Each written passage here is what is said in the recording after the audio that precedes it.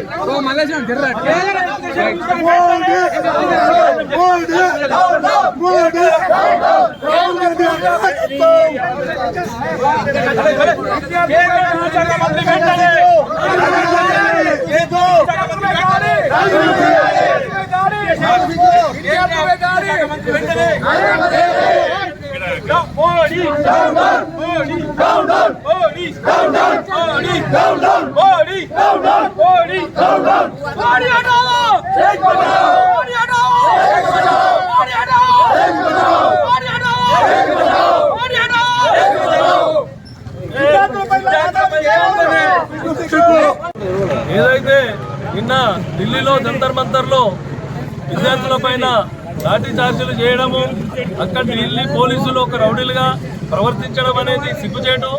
ఆ యొక్క విద్యార్థుల గోస చూడలేక మా నాయకుడు రాహుల్ గాంధీ ఢిల్లీకి వెళ్ళి వారికి అండగా నిలబడ్డందుకు ఈరోజు మా నాయకుడిని కూడా అరెస్టు చేశారు. ఈ బీజేపీ యొక్క కుట్ర ఇది. ఎక్కడైతే నీట్ పేపర్ లీక్ అయిందో, లీక్ చేసిన వాడు బాగానే ఉన్నాడు, మంత్రి పదవిలో కొనసాగుతూ ఉన్నాడు. ఇక్కడ ఎవరైతే విద్యార్థులు మన మోసపోయారో ఆ విద్యార్థుల బాధ ఎరిగిన వాళ్ళు లేరు.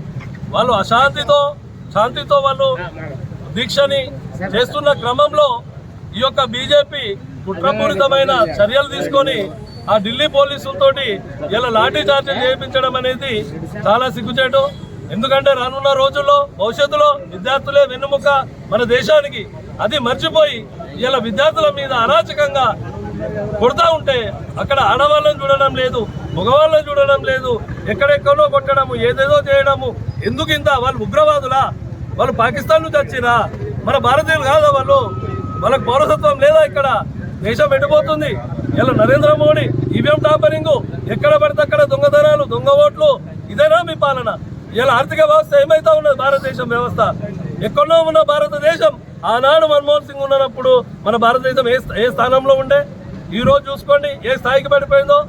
అంటే ఇంత నిజమైన పాలన చేస్తూ హిందూ అనే మాటని వాడుతూ, రాముని వాడుతూ ఇలా దేశాన్ని మోసం చేస్తూ ఒక జీడిపి వ్యవస్థను కూడా అభివృద్ధి చేయలేని చాతగాని ప్రధానమంత్రి మన భారతదేశంలో ఉన్నాడు.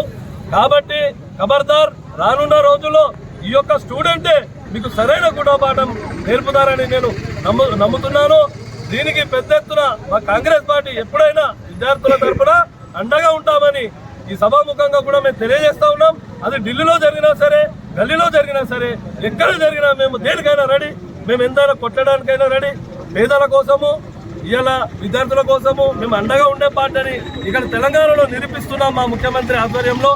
అది మర్చిపోయి వీళ్ళు అరాచకాలు గుండాల్లో ప్రవర్తిస్తూ ఉన్నారు, ఓటర్స్ను బెదిరిస్తూ ఉంటారు, ఈవీఎంలు టాంపరింగ్ చేస్తూ ఉంటారు.